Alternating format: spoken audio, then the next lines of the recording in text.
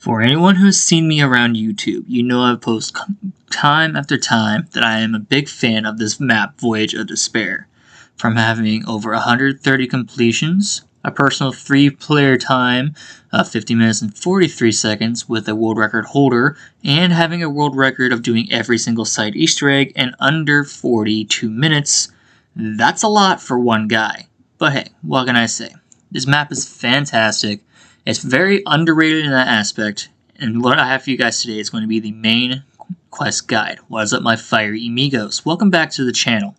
Now, the Voyage of Despair, with all my prior knowledge, I cannot deny that it is a very tedious map Easter egg to do. Not only is it quite long at times, but it can also be very RNG heavy. So let's start off with the setup. First things first as always, do you need the Hellion Salvo? In this case, yes, I would 100% recommend the Hellion Salvo. And for this Easter egg, we are looking for highest damage output, so the Hellion Salvo is a guaranteed gun you want to have. For the other two guns, I would 100% have the Hades and the Zweihander. Those are the only two. Now let's go on to the class. For the elixirs, this is very dependent on what you want to run, but the top 3 classics I would recommend, once again, Temporal Gift, and once again, Equipment. Just like 9, Temporal Gift is very important as Easter egg, but for a different purpose. And then finally, anywhere over here. Now the 4th elixir can be anything of your choice. For classics, you can use Burned Out, Arsenal Accelerator, or Stock Option. If you want to do this in co-op, I would 100% recommend No Orbit there. Let's go on to the commons. There are only 2 commons you really need if you want to bring them in. Double points and nukes. Just like 9, we will need to flip some rounds. Not as much as 9 though, thankfully. Onto the blue. 100% you want fire sales. And a couple others you can bring in. You can bring in insta-kills if you needed to. And if you need to, you can also bring shields up to get a fresh shield in the boss fight or at any time if you don't want to get to the table or you can't get to the table. For the purples, max ammo is 100%. Those would be a very helpful tool in this. Ammo is quite the problem here, and we'll get to that later in a second. And finally, the last purple one you would want would be Undead Man Walking. It's not recommended, but definitely useful. It's more useful in a co-op game than it is a solo game. Now on to the epic elixirs. There's only one, and it's Refreshment. That's for solo, but if you want to use something different, I would recommend Join the Party, Phoenix Up, Near-Death Experience. Those would be all helpful in the boss fight. Now, let's go on to the perks. Because I mentioned the Hellion Salvo, PhD is going to be a must. An absolute must. Second perk, Time Slip. We will be hitting the box. As I mentioned, we are wanting to have fire sales. We will be hitting the box a lot, so make sure you bring those in. For the 3rd perk and the 4th perk, these are completely optional. I would recommend Stamina being one of them, so that would just leave the 4th perk. In my game, I was running Victorious Tortoise, but there are a lot of different perks you can use. You can use Death Perception, but for Death Perception, I recommend it in the modifier. Dying Wish, Winter's Wail, Quick Revive, Bandolier Bandit, as I mentioned before, ammo is a problem. Mule Kick if you wanted to, but the big one, and I mean the big one, is going to be more or less a co-op only, not solo. Blood Wolf Bite. It is the odd one out, I agree. There are a lot of times where we'll be killing Blightfathers and heavy enemies like Stokers and a lot of zombie killing in general. So Blood Wolf Bite is actually going to be really, really good in this Easter egg, but only this Easter egg. That's all for the perks. Now let's go on to the other side of the creative class. For the specialist weapon, any of those is viable. I'm using the Scepter of Ra, but for a good reason. On solo, you can bring in the hammer or the chakrams. Those are great for solo. But for co-op, you want to bring in the Scepter of Ra. For the starting weapon, just bring in the Strife. That's all you really need. As for the grenade, once again, bring in the Wraithfires. Wraithfires are absolutely goated in this map. For the talisman, I don't talk about talismans too much, mostly because they're not really helpful for the most part. They're more just personal preference. If you have one, you can use it. For the gold talismans, there's only one. It's going to be Supercharged Crystal. For Supercharged Crystal, it puts your specialist to level 3. That's the only thing you're going to need. Now, for the start of the Easter egg, you want to stay in the map between round 5 and 7. If it's solo, you want to stay there to the end of round 6, but if it's co-op, stay in there to the end of round 5. This will make the first and second step of the Easter egg easier for you. Once you have enough points to open the map, on solo it's going to take about 9,000, and co-op it might take something like 11,000 to open the entire map. Go ahead and do so, activate the Sentinel artifact at the bridge on the other side of the map, and then you'll be able to go to the other parts of the map to open up Pack Punch. You need to open up Pack Punch for the first step of the Easter egg. The first portal is right there on the poop deck. You'll see it spawn in there. The second one's in the engine room. Go down into the engine room. You will have to swim a little bit to get to it. It's going to be right there. While you're in here, I would recommend draining the water. This is the one room you will need to drain. For the third one, you're going to go to the bottom of the grand staircase. The easiest way to get here is as soon as you drain the water, take the fast travel, it'll take you directly there. It's going to be at the very, very bottom.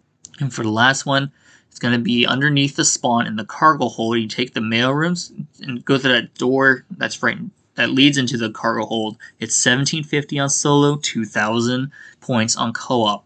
When playing in co-op, make sure one person stays behind who has at least 2,000 points to open up that door and get the Pack Punch there.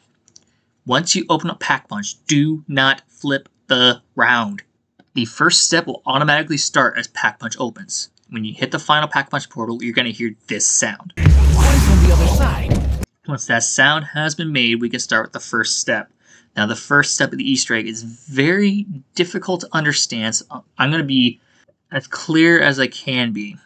What we're looking for are 4 clocks, but there are 6 total locations. With each of these clocks, there's going to be a triangle symbol that will act as a marking for the clocks. So the first one's going to be in the mailrooms itself. As soon as you exit the cargo hold, front on the left side, it's going to be on the wall on the right side of the entry. That's the clock. For the symbol itself, you're going to look underneath the stairs that lead outside of the mailroom that are next to the vapor. You can see it there.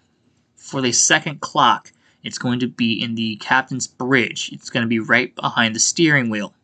And then the symbol itself, go to the desk to the left of the escargot, right of the steering wheel. You're going to see it under that desk.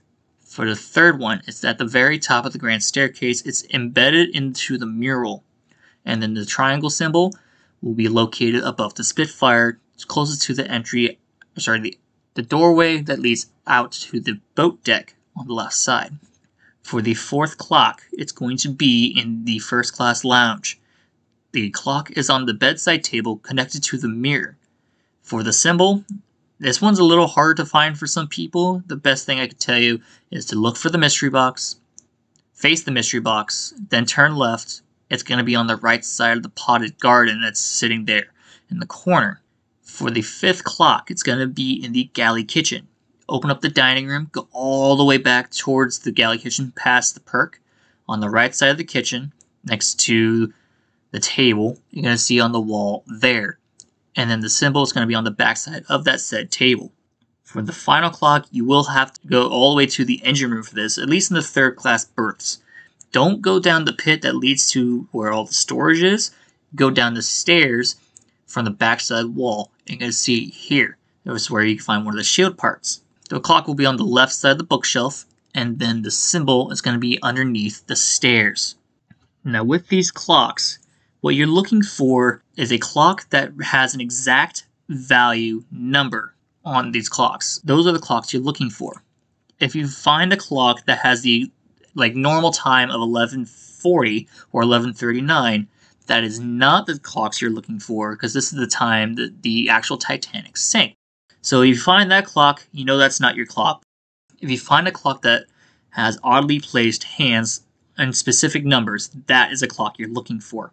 So one of the first clocks that I found was in the first class lounge. It had the numbers of 1 for the hour hand and 5 for the minute hand. So I took a mental note of that, and then I looked over to where the symbol was in the first class lounge, and it saw a down triangle with no line. If you want to write these down, that's perfectly fine. So just simply put the position of the hands that you found them in and write down the symbol. You can take a note of how you want to do this. I usually do it just by placement. You can do like +1, -2. You can read it by physical time. Doesn't matter how you read it, as long as these get put in the right order. For the second clock, I found it in the captain's bridge, and my symbol here was up triangle with no line. The minute hand was on 3, and the hour hand was on 7. So again, write that down. If you have a pen and paper on you, I just took a mental note. For my third clock, I found it in the mail rooms itself. The minute hand was on the 2, and the hour hand was on the 3. And for this triangle, I had the up triangle with a line through it. So I went ahead and took a mental note of that clock. And for my last clock I found, it was in the third class berths. My minute hand and hour hand were minute on 1, hour hand on 2. Now that we have our minute and hour hand written down for placement and the symbols, let me tell you how this step works. On either side of the ship, there are a total of 8 separate valves that we need to take a note of. On these said valves, there's going to be the said symbols that are markers for each of the clocks. So all we have to do is align the clock's hands. For example, let's go to the valves on the captain's bridge. All of these valves hold the minute hands. So I'm going to take the example I just read off, being the down triangle with a line being 1, 2. If we put a clock face on this valve here, we need to match up the minute hand to the 1 face, so it'll have to move 1 to the right. If, for instance, this one was minute hand of 10, we need to move it 2 to the left for 10. So for down triangle, I had to put the minute hand or the lever all the way down to 5, since that's where the minute hand was on that clock. For the up triangle with no line, I had to move the minute hand to 3. For the up triangle with a line, I had to move the minute hand to 2. Now for the hour hands, it's a little bit different. Unlike the minute hands, which have the faces of the clocks, all the faces of the second dials for the hour hands are missing. But there's a little bit of a trick to this. The first clue is that the fact that the clocks that have the up triangle and the down triangle with lines through them will never go past the values of 9 or 3. The biggest clue for this is the fact that the down triangle with a line will always be the red symbol. This is the clue on the poop deck where such an artifact was found. You'll see that the one on the right is red, just like the minute hand is on the captain's bridge. Knowing this, that we know that both our hands for the triangles with lines are on the poop deck. The left side will be up triangle with a line, the right side will be down triangle with a line. So we need to move the handle on the right to 2, and the handle on the right also to 3. Also with this, it will read from left to right, up to down. There will be times when your hands are exactly alike or very, very similar. If you need to go back and check, go ahead and do so. Now, where are the other two, you may ask, for up triangle and down triangle? Well, those will be in the engine room. There's going to be this giant pillar here. Again, you want to read it like I said before. Left to right, left being the up triangle, right being the down triangle. The up triangle will be on the bottom half since the top gauge is broken. And same with the other half. The bottom gauge is broken, so the down triangle will be on the top half. Once you've inputted all the handles correctly, you'll hear this sound. Once you hear that sound, I would still not end the round yet. Here's where it gets a little bit interesting. For the next step, you do need catalyst zombies. Catalyst zombies spawn in one at a time, 1 per round on co-op. For example, you could have the order of water, electric, fire, then poison, all from round 6 to 9. So round 6 be water, round 7 be electric, round 8 be fire, and round 9 be poison. That's on co-op. It's strange that solo is not programmed the same way when you start the main Easter egg. In my side Easter egg run, when I'm doing all side Easter eggs in a game, it happens the same way as I've mentioned from round 9 to round 12. But when you're doing main Easter eggs, every catalyst zombie spawns in at the same time. It makes no sense. Let's go on to how this next step works. There are going to be a total of 6 outlets you need to find. Same thing as before. There's only going to be 4 that we really need. Starting with the aft deck, going to the spawn. Underneath the poop deck, there's going to be the room with the Maddox wall-by. It's going to be on the white wall there to the left. You'll see it there. On the aft deck, you go to the mystery box, take a full 180, go to the zombie barricade right here. You're going to see the outlet underneath the fallen ladder. The third one's going to be in the first class lounge. Look at the Zeus perk in the room. Turn to the mystery box. You're going to see it right there on the support beam. For the one in the dining hall, enter the dining hall from the main entrance on the left side. Hug the far left wall until you pass the green folded over table. Right behind the chair on the right side, you're going to see on that support beam. For the 5th one, it's going to be at the top of the grand staircase. On the left side near the tables and chairs, you're just going to see on the wall there. This is probably the hardest one to see, so just take a close look at it. And then finally, in the staterooms, there's a room connected to the SOG 9mm wall-by. And you're going to see the outlet there in that room. What we need to do is take a hard look at this outlet for a good solid 3 seconds. If some kind of color spews out of it, then we know that's an outlet we need. If nothing is spewed out of it for the solid 3 seconds, it's not an outlet we need. The color that's sparking out of the element will be the color of the catalyst you need to kill next to it. So green would be poison, blue would be water, yellow would be electric, and orange would be fire. In my game, I found water in the staterooms, electric in the dining hall, poison at the top of the grand staircase, and fire in the aft decks. What we need to do is make sure we lure the one catalyst that's needed for that outlet close to that outlet and kill it near that outlet. If done correctly, the portal will spawn in. If you try to do an outlet again, it won't let you do it because the outlet will just turn off in a sense to stop you from progressing onward until you flipped around, as you see here. I went by the poison outlet, saw it here in a different game, and then when I came back, after I hit the fire in, the poison outlet was completely gone for the rest of the round until I flipped the round and came back in. So in this case, 1 catalyst per round equals 1 outlet per round as well. Make sure you're saving those catalysts for every round they spawn in. Do not enter this portal yet. Before we go into this, I would recommend setting up with decent weaponry. For sure you want the Kraken and monkeys. This is where the fire sales will come in, but I'm going to show you a little trick if you guys want to get a free fire sale. This free fire sale entitled the Change Your Specialist Easter egg. Around the map there are a total of 3 music sheets that you can find to put on 3 separate pianos. They're all the same pianos to put on every time. The first one can be found in what I call the green room. It's going to be at the end of the promenade starboard deck. It's this little diner. It's going to be in the spinnable door. This one will go on the piano in the dining room. While you're in the dining room, pick up the second one to the left of that piano. It's going to be on this tabletop here. This one will go to the top of the grand staircase. And finally, the last one's just outside the first class lounge. You exit from the back entrance. It's going to be on the bench on the left wall. That one go on the piano in the middle of the grand staircase. For the easiest setup, I would recommend the mystery box be at the top floor of the grand staircase, the dining hall, or even on top of the boat deck. So once you have all 3, go ahead and pull your specialist. I will start with one at the furthest away from the mystery box. So in this case, mine was on the top floor of the grand staircase, so I started the one in the dining hall. Melee that one in the dining hall, then go to the one in the bottom of the middle floor of the grand staircase. Then go to the top floor, melee that one. And then melee the mystery box. Before hitting the mystery box, make sure to pop your temporal gift. That way you can have a longer fire sale. Once you've done all 3 pianos successfully and melee the mystery box, a fire sale will spawn in. If you haven't got the Kraken out of the mystery box, I'm going to tell you how to get the free Kraken now. For the free Kraken, you need to kill a Stoker by its weak points. Having any gun or the shield works.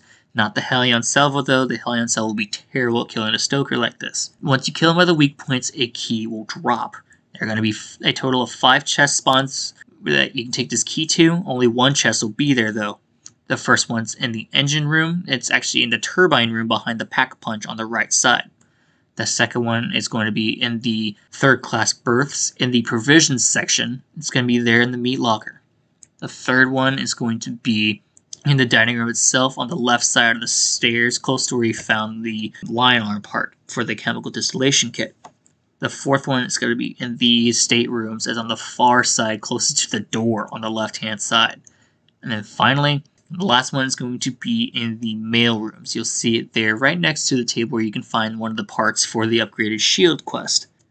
What you need to do is simply take this key to this chest that's spawned in, and you need to get souls of it. The first one's going to be 10 souls, I think the second one's 20 souls, and then the third one's 30.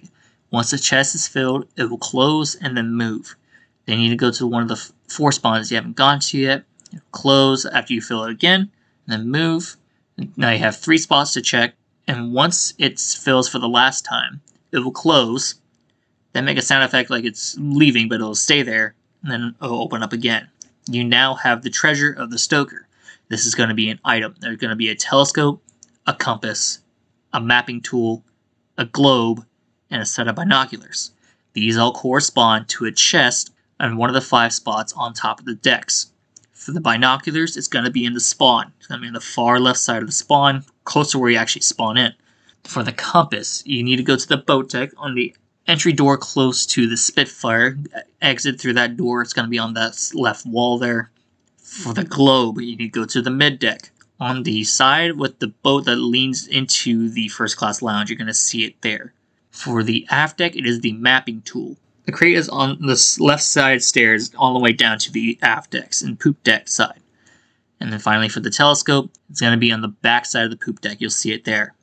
When you have the said part and all 3 chests filled, a giant Kraken tentacle will raise up and drop the Kraken right there on the chest for you to pick up. If you haven't bought it already, I would recommend grabbing Blood Wolf Bite. Once you get your weaponry and have all 4 portals set, you can then go into the portal. The order is always the same every time you do this. For the first one, it's going to be poison. The second one is going to be water. The third one is going to be electric. And the fourth one is going to be fire. If you do these portals out of order, what will happen in the first phase will happen again in the phase that you did out of order, but instead of flashing white to progress, it'll flash black, the portal will disappear, and you will need to get another catalyst to that outlet in order to start again on the next round. Be very cautious of doing these out of order. Now with these lockdowns, 2 of them have a max ammo, the first one and the third one. These are all based off of the catalyst type that you put into the portal and a few boss enemies. The first one has a few Blight Fathers and all poison catalysts, and this is set on the poop deck. Now, with the max ammo that's in this phase, it stays there for the entire phase, so I wouldn't grab it unless you absolutely need it. If you do finish the phase without using it, hurry back to the max ammo and grab it. Once the phase is over, you want to go to the Sense of Artifact and pick it up. The second one is water, so I went to the water, and then this one will be water catalyst. On solo, it's 1 Blight Father, but in co-op, it's 2. It is in the cargo hold, but it's flooded. It doesn't matter if you drain the water or not, it will automatically flood for the lockdown. If you drain the water in here, it will automatically drain itself once the lockdown is over. For the third one, this takes place on the boat deck with the mystery box. It's going to be electric. It's going to be a ton of Blight Fathers and a ton of electric zombies. This one's probably the most annoying. So if you have Burnout on, I would recommend putting this on at this time. Or if you have stock option, you can use the Helion Salvo with this. I don't think the Kraken works with stock option, but the Helion Salvo does. And then finally, for the last one, it is fire. It will be just fire catalysts and stokers, but it's going to be taking place in the boiler room. This is by far the hardest. Now there are 2 ways you could do this. One, you can go on the catwalk in the top of the boiler room. I like to stay on the bottom. The spawns are a little bit faster and it's a little more open than the catwalk is, even though the catwalk is a little bit safer. At this point, if you have a monkey, I would recommend throwing a monkey down in the middle and just killing everything that comes in the way.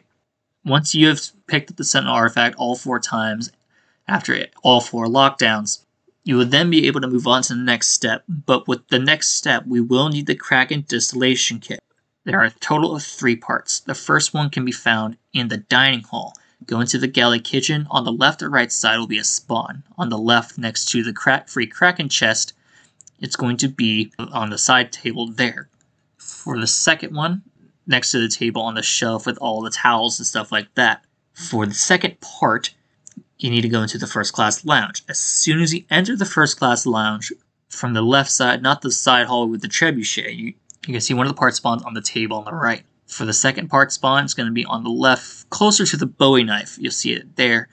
And for the third part spawn, it's going to be in the cargo hold. For the first spot, you want to go into the cargo hold, go past the stairs on the right side, but then look left. It's going to be on that set of luggage there for the first spawn. And for the second spawn, you go to the drain valve, and it's going to be on a crate next to the bicycle in there. Once you have all 3 parts, you can build it in the engine room. Now that we have the Kraken, we need to kill a catalyst zombie with the Kraken. We're specifically looking for the poison catalyst. So if you did the free Kraken and couldn't get the poison heart, that's fine. Or if you got the Kraken and got the poison heart in the lockdown, that's also fine. We need the catalyst heart at any point during this Easter egg. For 3,000 points, we need to put this item on to the Kraken. Now, if you pack punch your Kraken, this would now be 6,000 points. So I would recommend putting it on there before you pack punch the Kraken. Once we have the poison element on the Kraken, we need to go to the turbine room. And in the turbine room, a bunch of frozen pipes will burst it open. We need to officially burst these open using the poison Kraken. There are 2 above the pack punch, 1 directly above it. If you turn left, goes to this side pipes above the pack punch, you'll see the second one there. For the 3rd, 4th, 5th, and 6th, they're all on the left wall. There's 2 next to the zombie entry point from the left side of the turbine. And if you go against that wall, it's going to be 1 on the far left corner. And then look up, there's going to be 1 there, right above that one. This is the hardest one to see, just bear with it. And then we need to go to the other side. For the last 3, there are 2 next to the scaffolding. There's 1 below the scaffolding, there's 1 above the scaffolding, and now when you go to the entry door from the right side into the turbine, you're going to see it there. That's the last pipe. Once you've shot all 9 with the Kraken, the entire engine room will flood. This is on purpose. We need to fill the engine room in order to pack punch the Sentinel artifact. If the pack punch is already there, you can pack punch the Sentinel artifact immediately as long as the room has flooded. If the pack punch is not in that room and the room is already flooded, kill the last zombie that you have, and then the pack punch will instantly spawn in that room. It's programmed to do that. Once it is in there, you're going to go ahead and pack punch a Sentinel artifact. Now that we have upgraded the Sentinel artifact with elements and pack punch its power, we now need to do the planet step to add planetary power to it. There are a total of 9 planetary symbols scattered around the map. The first 2 are in the engine room. The first one's going to be at the foot of the stairs leading down into the bottom part of the engine room. You're going to see it there. The second one is in the boiler room at the top of the scaffolding with the teleport. You can see it right there next to the red pipe. You will need to go prone to get this one. For the third one, you're going to go to the aft decks close to where you got the globe Kraken chest. It's going to be the other side of the boat. You're going to see it inside the buoy. For the fourth one, we're going to go to the second floor of the grand staircase. On the right side of the grand staircase, close to the window, you're going to see this moon-looking symbol here. For the fifth one, it's going to be in the millionaire suite. Underneath the bedside table is going to be the fifth one. The sixth one's going to be in the staterooms. You go to this far side here in this big corner. You're going to see the sixth one behind the plotted plant. For the seventh one, we're going to go into the captain's bridge. In the room connected to the escargot, you're going to see the captain's desk. And on the bookshelf right next to the chair, you're going to see it there. For the eighth one, it's in spawn. Go to the smokestack and spawn, like the very back smokestack. It's going to be right there on the side. And finally, for the last one, it's going to be in the mail rooms. It's right there on top of the big giant mail cart. Or on the side of the mail cart, I should say. It's going to be right there. When we have all 9, we need to drain the cargo hold. When we drain the cargo hold after collecting all 9, this planetary thing will spawn in. We need to hold interact with it. But before we hold interact with it, you want to throw a monkey. Anytime you shoot down a planet that you're supposed to shoot down or interact with this, zombies will spawn to try to stop you from doing this. Throw down a monkey and then the planetary thing will give you a sequence. You can interact with this as many times as you like. It will just give you the same order over and over again.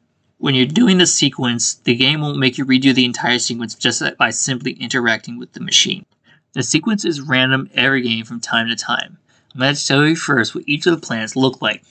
For Jupiter, it is this big orange one. You can't miss it. You really can't. For Saturn, it is this one with the rings. You can't miss that one either. Let's look up in the sky then. For Mercury, it is the tiny purple dot.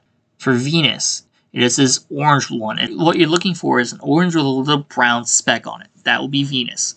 The bright orange one that's next to it, though, is Mars. Uranus is a purple one. This one's a little farther away from everything else. It likes to hide in the clouds from time to time. But this is what it looks like here. Neptune is the odd one out in the bunch. On the planetary system, it's flipped upside down, and that is completely intentional. But what it does is it does laps around the ship, constantly bobbing and weaving up and down in the water. If you spot it, make sure you shoot it with a gun, not the Helion Salvo or the Kraken, because those are a lot harder to hit the thing with over like something like the Shield or a Hades for that matter. As for the moon, it's going to be the actual moon in the map. And then lastly, we have the sun. The sun is something you do not want to shoot until the very end. That's the last one you shoot. Like I said before, the planetary system will give you a sequence. My planetary sequence I got was Jupiter, Moon, Saturn, Uranus, Mars, Venus, Neptune, Mercury. The way this step works is that you have to shoot the planets in the order that they spawn in and grab their planetary orb that drops out of the sky. Here are the locations for each of the planets. For Moon, you're going to go to the second floor of the Grand Staircase where the moon symbol was. For Venus, it's going to be in the Millionaire Suites. For Uranus, it's going to be in the closet where you found the potted planet. It's actually going to sit in the closet. For Saturn, it's going to be on the Captain's Bridge sitting on the chair. For Jupiter, it's going to be right above the stairs in the engine room. You will need to grab it while jumping. For Mars, it's going to be right above where you found the symbol in the boiler room. For Mercury, it's going to be right in the mail bins right next to where you found the symbol. For Neptune, it's going to be in the boat that is to the left of the buoy where you found the symbol in, sitting there. Shoot them one at a time. If you shoot multiple at a time, you better be ready to grab them within a time limit, because these are on a time limit. If you take too long, you'll start hearing a loud beep, and it'll get faster and faster the more you wait to grab it. If you don't grab it in time, every planet in the sky will disappear, and you'll have to start again on the next round. Here's a small clip of me shooting Mercury then Mars. If you take a fast travel from the cargo hold to the boiler room, you can easily grab the two within the time limit. Other sets that work for this are Venus then Moon, and or Moon then Venus, Venus then Uranus, or Uranus then Venus, Jupiter then Mars, Mars then Jupiter. Also with these steps, like I mentioned before, you shoot one down, multiple zombies will spawn. They'll go directly to the planetary orb trying to guard it. You need to kill all the zombies or distract them with a homunculus in order to grab the planetary orb before the timer runs out. Also for this step, after the fourth planet is shot down and the orb is collected, the fifth one will automatically spawn a Blightfather. This goes for the 5th, 6th, 7th, and 8th. Just keep that in mind. Once you have shot the final planet and collected its orb, do not shoot the sun. The sun will start the final step of the Easter egg before the boss fight. I would recommend grabbing everything you need. Helion Salvo, monkeys, your element of choice, and making sure that you have a specialist that you want. Now I did the change your specialist Easter egg to get this, and I'll talk about that in a second, so we can prepare for the boss fight. For element of choice, I would recommend the ice. That's it. Once we have everything, we can go ahead and start with the final step. For the final step, we need to shoot the sun. Zombies will spawn in again as per normal, but the sun's orb will spawn on the mast in the spawn. Holding X on the mast in the spawn will start the ice step. For the ice step, there's going to be several different icebergs that are blocking your path that you have to destroy. So using something like the Kraken or the Helion Salvo to destroy these would be just fine. I would recommend following the path that I take. Now, when you get to this part where the mystery box is, don't shoot the ones that lead down to the poop deck. There are a total of 3. one to the right, one of the stairs below, and one of the stairs that leads up to the poop deck.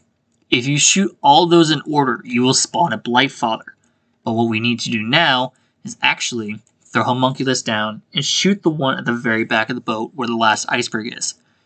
If you shoot the last iceberg from there, it's a huge time skip and saves everybody the hassle of dealing with the Blightfather and trying to destroy the iceberg all in the same bout. Because this iceberg is a chunky iceberg. It will take a lot of shots. Once you have done that successfully, you hear this sound.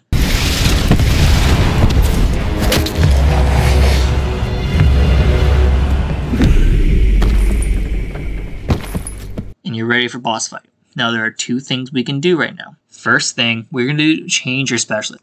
Once you're done using the Scepter of Raw, you can change it to whatever you want. If you did the Fire Cell Easter egg I mentioned prior, do the same sequence again by hitting the pianos and then hitting the mystery box. And then you can hit the mystery box as many times as you want. I would recommend making sure that it's not one box that's about to move. I think what happens is that like these specialist weapons count as actual box hits for 10 points apiece, and it will move the box eventually, because that's what happened to me in my game, and I got stuck with the Viper and Dragon, which I didn't want, but it actually came in handy later. We'll get there in a second.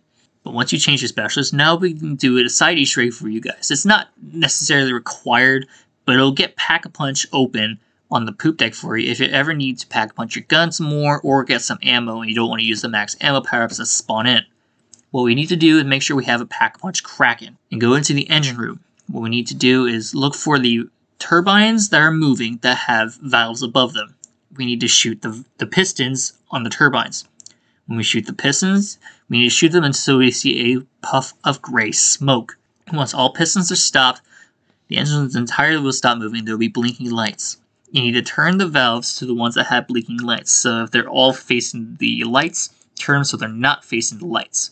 Once you have turned all the correct lights above all the 4 engines, you need to go into the turbine room and flip the switch. If you hear electricity running and then you start sinking the ship and there's a character quote, you will have officially opened up all Pack-a-Punch machines on the entire map. When you teleport into the boss fight, you're going to see this tree inside a piece of ice. You're inside the iceberg now. Swim to the tree, and then everybody in your game, whether it be solo or co-op, will need to hold X on the something artifact outline to place the now definitely transformed artifact. This will fuse the artifact with the planetary essence, summoning the boss to see if you're worthy or not. I guess. I don't know what the story is behind this. Anyway, a whole 30 seconds later, the iceberg will rise out and you have time to recuperate. Once the boss spawns in, which is an eyeball, it is go time. These phases, there are a total of 5. The first 2 are based off of zombie-type kills. So what we need to do is kill Catalyst, Stokers, and Blightfathers that spawn in. The amount of players determines the amount of Blightfathers. I believe for me it was like 2 or 3, and co-op it'll be like 4 to 6, I think. I think that's what that is. The first phase will end when you have killed everything but a Stoker. Once you kill the final Stoker, the phase will end. For the second phase, it's the same thing. There will be a lot more Blightfathers, and you're now inside the engine room. There are 3 ways you can go about this. The first one is camp up in the corner right here. If you're in this corner, they only come from the boiler room and the side entrances to up these stairs. The second place to camp would be right in front of the power-ups. You don't collect the power-ups, thankfully. They're high enough so you won't be able to hit them until you jump for them. So you can just move around in there. But the problem is the zombies come from side to side, so be weary of this. This is more of a co-op camping spot than a solo camping spot. The third option to go around is just to train the zombies around, kill everything in sight. There's a lot of maneuverability around these catwalks. There's a lot of places to run. Once you've killed everything in sight again, you're going to go to the third phase. The third phase is in the staterooms. Now, this is quite difficult without Homunculus, and is a little easier with co-op, but as long as you have your Helion Cell pack twice or 3 times, you should be fine. The eyeball will now show its basic attack, being the eye beam. If you stand in the beam for too long, you will freeze to death and die. What needs to happen is that as soon as it's shooting its beam, you need to attack the eyeball. You cannot do it immediately as you enter, because it's just showing you the attack rather than you actually being able to attack. For this phase alone, I would recommend shooting the floor in front of the eyeball. Shooting the floor for some reason is more deadly than shooting the eyeball itself. But this is the only time you're going to be able to do this. So every time it does that beam, shoot at the floor until the screen flashes white and you can move on to the next phase. For the next phase, it is the quickest out of the 5, and this is on the Promenade starboard deck.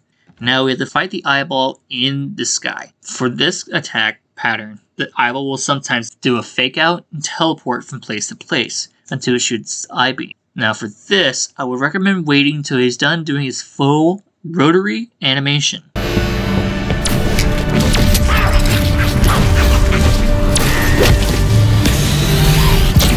Once he is done doing the full rotary animation, you can shoot him a few times with the rocket. And this phase will literally last a minute.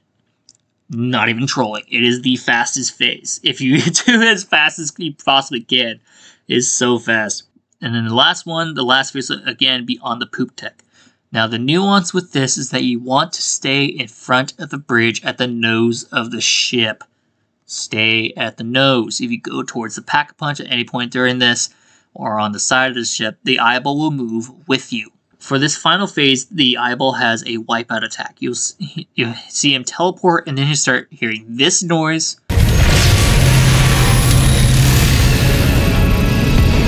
And then he'll start to shake. Deal as much damage as you can to him while zombies are preoccupied with homunculus. As for the monkeys to get the zombies off your back, pace them. You want to pace them. For the first time to shoot him, you want to throw 2. Once he's done doing that shake animation for the first time, pop the equipment, not the max ammo. This way you get your equipment back and you still have plenty of shots to work with. Throw the monkeys to the back and then pop shots into the eyeball. I did run out of monkeys during this because like I just shown, the eyeball moved to the left. The Viper and Dragon saved me because my Viper and Dragon was level 3. Once he does second attempt at the wipeout attack, you can now grab the max ammo. Now you have plenty of shots in your Helion salvo, and on top of that you have 2 more monkeys to work with. At this point, a Blightfather should have spawned in by now. So make sure you kill the Blightfather first before you deal with the eyeball, because the Blightfather will be a problem if you don't kill him. Shoot the eyeball again until he does the wipeout attack, or attempt the wipeout attack for a final time. If you lay shots in him before he does the wipeout attack, the screen will flash white. You are officially done. All 5 phases are finished, and you completed Voyage of the Sparrows main Easter egg quest. I do hope you guys enjoyed this 2025 guide, and I'll catch you in the next one. Peace out.